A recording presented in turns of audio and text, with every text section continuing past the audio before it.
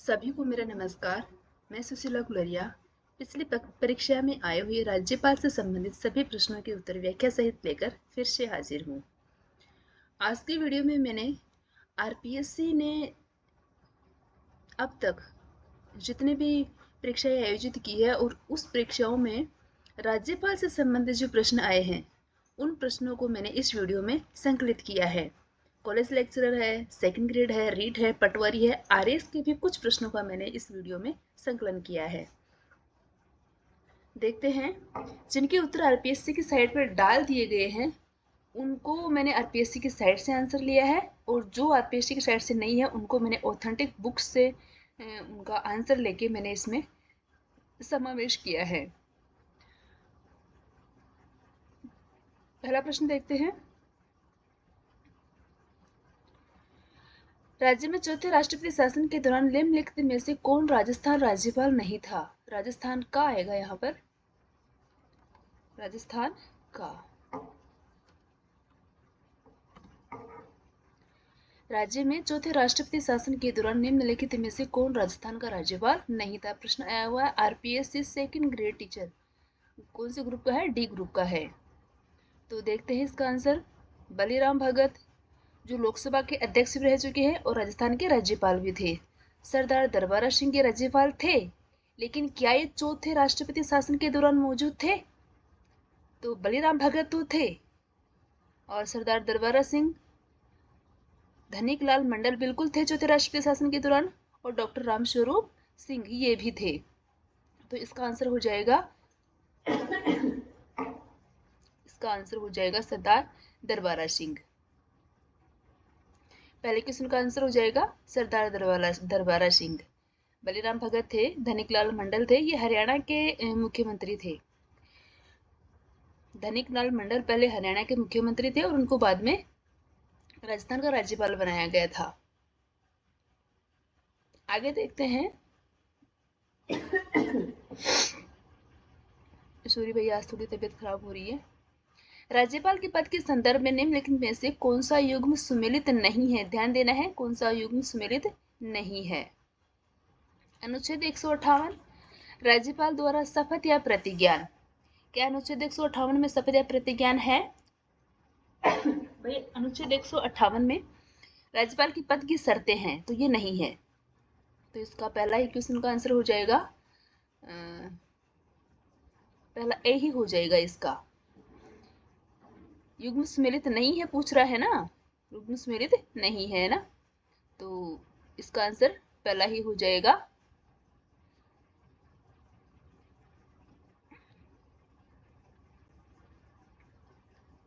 बाकी दूसरा देखो, अनुच्छेद 156 राज्यपाल की पदावधि, बिल्कुल 156 में राज्यपाल की पदावधि है। 157 राज्यपाल नियुक्त होने के लिए अहर्ताएं हैं, क्या क्या योग्यताएं होनी चाहिए राज्यपाल में? 157 में, अनुच्छेद 157 में। अनुच्छेद 155 में राज्यपाल की नियुक्ति है, बिल्कुल सही है। तीनों ऑप्शन बिल्कुल सही है, पहला ही ऑप्शन गलत है। 158 में राज्यपाल की शपथ या प्रतिज्ञा नहीं है। 158 में राज्यपाल के पद के लिए शर्तें हैं, जबकि राज्यपाल की शपथ 159 में है। 159 में राज्यपाल की शपथ है। तीसरा क्वेश्चन है, किस संवैधानिक संशोधन द्वारा संविधान में जोड़ा गया कि एक व्यक्ति को 2 या अधिक राज्यों का राज्यपाल नियुक्त किया जा सकता है? बहुत ही इजी क्वेश्चन है, RPSC second grade group A का क्वेश्चन है ये। तो क्या चौथा संविधान संशोधन 1955 बिल्कुल नहीं है। सातवां संविधान संशोधन 1956 बिल्कुल यही है इसका आंसर, यही है इसका आंसर। कौन सा? सातवां संविधान संशोधन। सातवां संविधान संशोधन हो जाएगा इसका, किसका? ये जिसमें 2 या 2 से अधिक राज्यों का राज्यपाल बन सकता है कोई भी व्यक्ति। थोड़ी सी व्याख्या कर देती हूँ मैं इसकी। किस संवैधानिक संशोधन द्वारा संविधान में जोड़ा गया कि एक व्यक्ति को 2 या 2 से अधिक राज्यों का राज्यपाल नियुक्त किया जा सकता है? इससे पहले देखो, एक व्यक्ति एक ही राज्य का राज्यपाल बन सकता था, लेकिन सन 1956 में 7वां संविधान संशोधन पारित किया गया और उसे अधिनियम बनाया गया और कहा गया कि एक व्यक्ति को 2 और 2 से अधिक राज्यों का राज्यपाल भी बनाया जा सकता है। दूसरे क्वेश्चन, तीसरे क्वेश्चन में दूसरा सही है। चौथा देखते हैं, जब कोई राज्यपाल राज्य के राज्यपाल पद धारण के साथ साथ यदि अन्य राज्य के रूप में भी जब पद धारण करता है तो उसके उपलब्धियों एवं भत्तों के विषय में निर्णय कौन करता है। बहुत ही अच्छा क्वेश्चन है ये। PTI librarian Sanskrit education exam 2024 में Sanskrit education department, Sanskrit department का क्वेश्चन है ये, लाइब्रेरियन का क्वेश्चन है। बहुत ही अच्छा क्वेश्चन है। देखो अभी देखो ये इसमें यहाँ पर है ना अपने को 2 क्वेश्चन का आंसर मिल रहा है आराम से। कैसे? जब कोई राज्यपाल राज्य के राज्यपाल पद धारण के साथ साथ, भाई एक राज्य का राज्यपाल है ना, और उसके साथ में अगर वो दूसरे राज्य का भी राज्यपाल बन जाता है तो उसके फिर वेतन भत्ते कौन निर्धारण करता है। बता देती हूँ आपकी सुविधा के लिए कि यह भी क्या ये जो है ना ये प्रावधान भी 7वें संविधान संशोधन 1956 के तहत ही किया गया था। ये प्रावधान भी 7वें संविधान संशोधन 1956 के तहत ही किया गया था। कौन सा? एक तो 2 राज्यों का एक राज्यपाल हो सकता है, और इसका जो उसी समय कि अगर 2 राज्यों का एक राज्यपाल होगा तो फिर उनके वेतन भत्ते वो कौन निर्धारित करेगा। तो इसका आंसर देखो देखते हैं। उस राज्य की विधानसभा, ये राज्य नहीं राज्य होगा, उस राज्य की विधानसभा जिसका वह मूलतः राज्यपाल नियुक्त हुआ है। नहीं, बिल्कुल नहीं होगा, क्योंकि दूसरे राज्य का भी राज्यपाल है ना।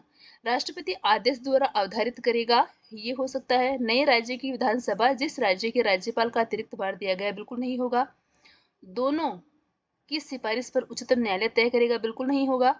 ये इसमें जो 2 बी क्वेश्चन इसका सही होगा।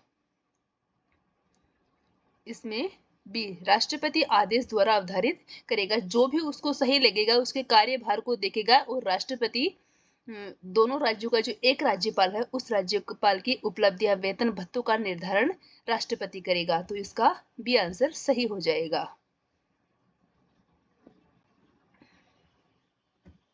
ये 7वें संविधान संशोधन के तहत ही किया गया था भाई। 2 राज्यों का एक राज्यपाल होगा और उनका वेतन का निर्धारण राष्ट्रपति द्वारा किया जाएगा।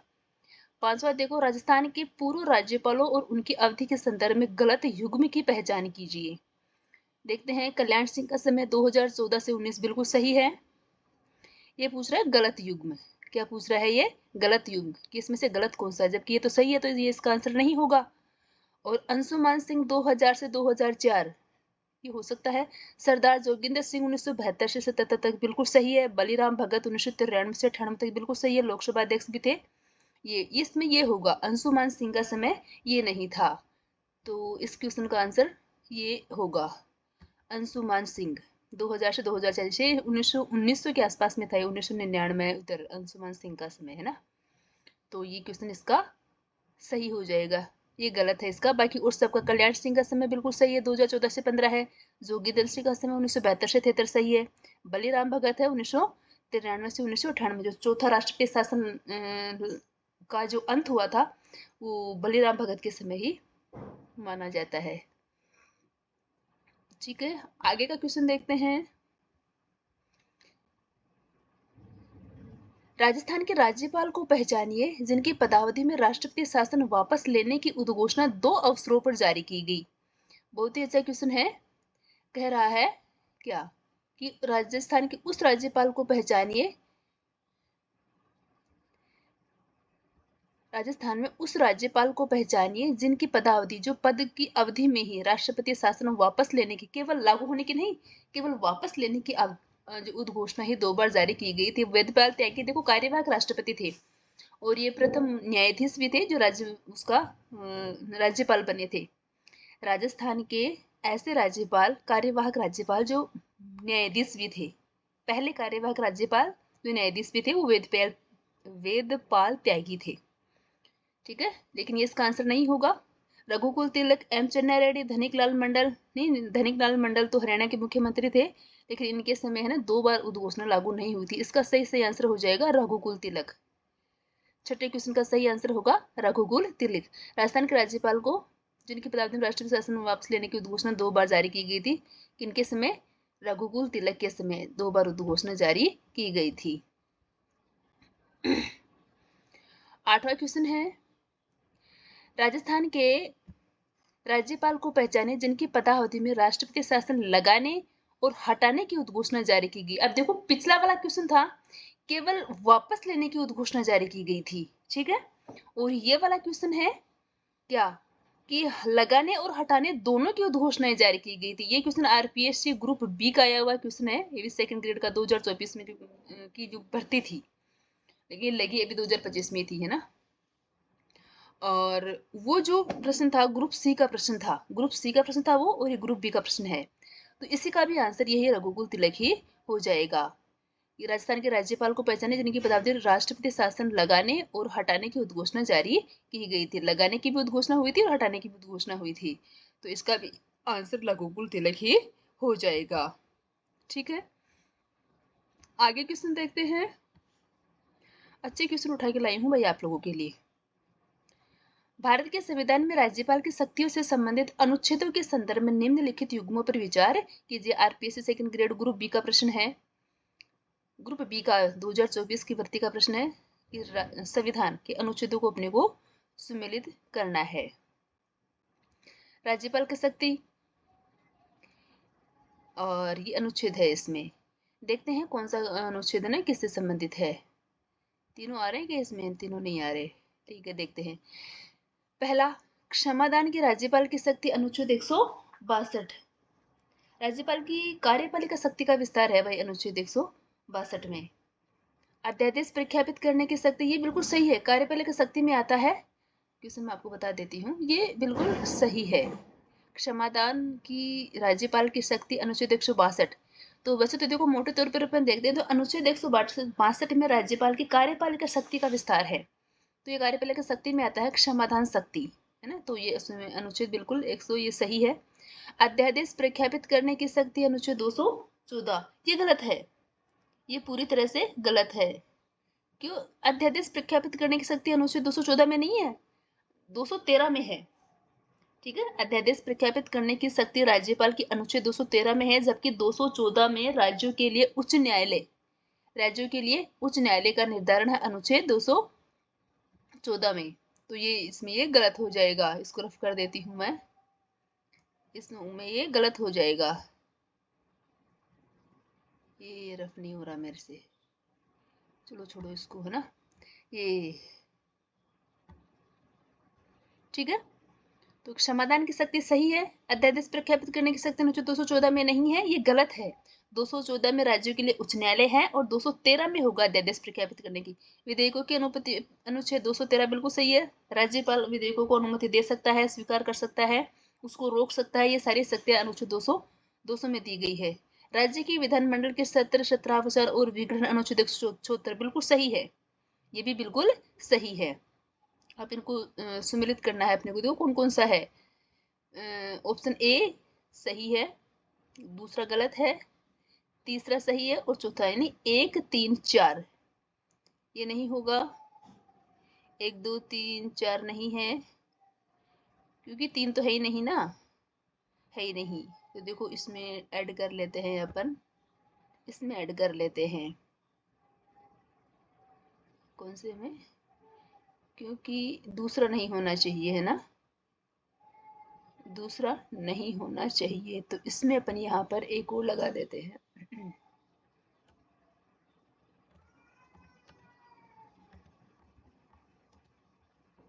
और यहाँ पर अपन इसमें 4 लगा देते हैं। ठीक है, ये हो गया, तो ये इसका आंसर सही हो जाएगा। क्षमादान की शक्ति 162 सही है, 1 3 और 4, तो ऑप्शन 1 3 और 4, ऑप्शन सी इसमें सही हो जाएगा, बिल्कुल सही, इसमें ऑप्शन सी हो जाएगा। ठीक है, आगे देखते हैं, आगे का प्रश्न देखते हैं। निम्नलिखित में से संविधान का कौन सा भाग राज्यपाल से संबंधित है? राज्यपाल से संबंधित है कौन सा भाग? 3 बिल्कुल नहीं है, भाग 4 नहीं है, भाग 5 नहीं है, भाग 6 है। राज्यपाल से संबंधित संविधान में भारत के संविधान में राज्यपाल का उल्लेख भाग 6 में किया गया है। आगे देखते हैं, राज्य कार्यपालिका में निम्नलिखित में से कौन सम्मिलित नहीं है? कौन सम्मिलित नहीं है? राज्यपाल है, मुख्यमंत्री और राज्य मंत्रिपरिषद भी है, राज्य की महाधिवक्ता है और उपरोक्त सभी आएगा इसमें। ठीक है, कि राज्य कार्यपालिका में राज्यपाल, मुख्यमंत्री, मंत्रिपरिषद और राज्य के महाधिवक्ता चारों को शामिल किया गया है। तो इसमें उपरोक्त सभी आ जाएगा। निम्नलिखित में से कौन सा कथन राज्यपाल के बारे में सही है? पहला ऑप्शन है राज्यपाल राज्य का कार्यकारी प्रमुख होता है, बिल्कुल होता है। राज्यपाल राज्य का संवैधानिक मुखिया होता है, बिल्कुल होता है। राज्यपाल राज्य का हेड ऑफ स्टेट होता है, बिल्कुल होता है, सही है। उपरोक्त सभी इसमें आंसर आ जाएगा। इसका आंसर हो जाएगा उपरोक्त सभी।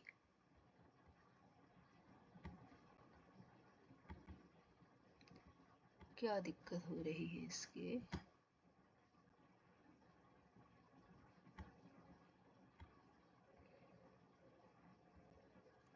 ठीक है, क्या कि राज्यपाल राज्य का हेड ऑफ स्टेट है, राज्यपाल राज्य का संवैधानिक मुखिया है, राज्यपाल राज्य का कार्यकारी प्रमुख होता है। ये सारे सही है। चौथा क्वेश्चन देखते हैं। 13वां क्वेश्चन, निम्नलिखित में से कौन सा सुमेलित नहीं है? वही अनुच्छेद आगे देखते हैं। अनुच्छेद 153 क्वेश्चन आया हुआ है भाई, अब चाहे कॉलेज लेक्चर में आया हो या सेकंड ग्रेड में आया हुआ है, लेकिन ये क्वेश्चन आया हुआ है, आरएस में आया हुआ हो, है ना। ये क्वेश्चन आया हुआ है, बाकी सारे ही क्वेश्चन देखो आए हुए हैं। मैंने बाद में लिखा नहीं कि कौन से एग्जाम में आए हुए हैं, लेकिन सारे क्वेश्चन आए हुए हैं। अनुच्छेद 153 देखो। अनुच्छेद 153, प्रत्येक राज्य के लिए एक राज्यपाल होगा, बिल्कुल होगा। अनुच्छेद 154, राज्य की कार्यपालक शक्ति राज्यपाल में निहित होगी, बिल्कुल होगी। इसको ऐसे कर लेते हैं, ठीक है, और ये लगा लेते हैं इसमें ना, ये 153 सही है। 154 कार्यपालक शक्ति सही है। राज्यपाल को राष्ट्रपति अपने हस्ताक्षर और मुद्रा सहित अधिपत्र पर नियुक्त करेगा, ठीक है, नियुक्ति के बारे में है ही। और मुख्यमंत्री की परामर्श से राज्यपाल को नियुक्त किया जाना चाहिए। 156, ये देखो 156 ये गलत होगा, ये कह रहा है सुमेलित नहीं है। क्या देखना है अपने को? सुमेलित नहीं है। तो अनुच्छेद 156 में तो राज्यपाल की पदावधि है कि राज्यपाल कब तक रहेगा, 5 साल रहेगा या राष्ट्रपति की प्रसाद पर्यंत रहेगा, जो भी है। और ये दी क्या दे रखा है, मुख्यमंत्री की परामर्श से राज्यपाल की नियुक्ति किया जाना, नहीं, ये गलत है, ठीक है। तो इसका आंसर ये हो जाएगा। 13वीं का आंसर ये हो जाएगा। 156 में राज्यपाल की पदावधि है। अनुच्छेद 156 में राज्यपाल की पदावधि है।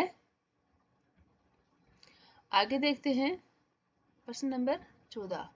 कौन सा कथन सरकारी आयोग से संबंधित नहीं है? क्वेश्चन आया हुआ है भाई एग्जाम में, आरपीएससी के एग्जाम में क्वेश्चन आया हुआ है। कौन सा कथन सरकारी आयोग से संबंधित नहीं है? राज्यपाल की नियुक्ति करते समय संबंधित राज्य के मुख्यमंत्री से सलाह नहीं करनी चाहिए, ये होना चाहिए मेरे हिसाब से। राज्यपाल पद पर नियुक्त किए जाना व्यक्ति किसी क्षेत्र में जानी मानी हस्ती होना चाहिए, बिल्कुल सही है। ये सरकारी आयोग ने कहा था कि राज्यपाल उसी व्यक्ति को नियुक्त करना चाहिए, वो अपने क्षेत्र में जानी मानी हस्ती होना चाहिए, परोपकार में है ना वो लिप्त होना चाहिए, परोपकार में वो बराबर भाग लेता रहना चाहिए। जिस प्रदेश में राज्यपाल नियुक्त किया जा रहा है उसे वहां का निवासी नहीं होना चाहिए, बिल्कुल है, ये सरकारी आयोग ने ही कहा था। और ये उसने फिर अपने भारत सरकार ने माना भी है कि जहाँ का अपन राज्यपाल नियुक्त कर रहे हैं वहां का वह निवासी बिल्कुल भी नहीं होना चाहिए। राज्यपाल पद पर नियुक्त किए जाना व्यक्ति सक्रिय राजनीति के नहीं होना चाहिए, ये भी बिल्कुल सरकारी आयोग का है। ये तीनों सरकारी आयोग के हैं। ये पहले वाला है, सरकारी आयोग ने ही कहा था क्या कि राज्यपाल की नियुक्ति करते समय संबंधित राज्य के मुख्यमंत्री से सलाह लेनी चाहिए। सरकारी आयोग ने कहा था कि मुख्यमंत्री की, जिस राज्य में अपन राज्यपाल नियुक्त कर रहे हैं उस राज्य का मुख्यमंत्री से अपने को राज्यपाल से संबंधित सलाह मशविरा करनी चाहिए, ये सरकारी आयोग ने कहा था। तो ये इसका आंसर हो जाएगा। आज के लिए इतना काफी है, ठीक है, ठीक है, इतना काफी है। Thank you. वीडियो अच्छा लगे तो कमेंट करना, बताना, और जो भी इसमें है वो आपको बताना है।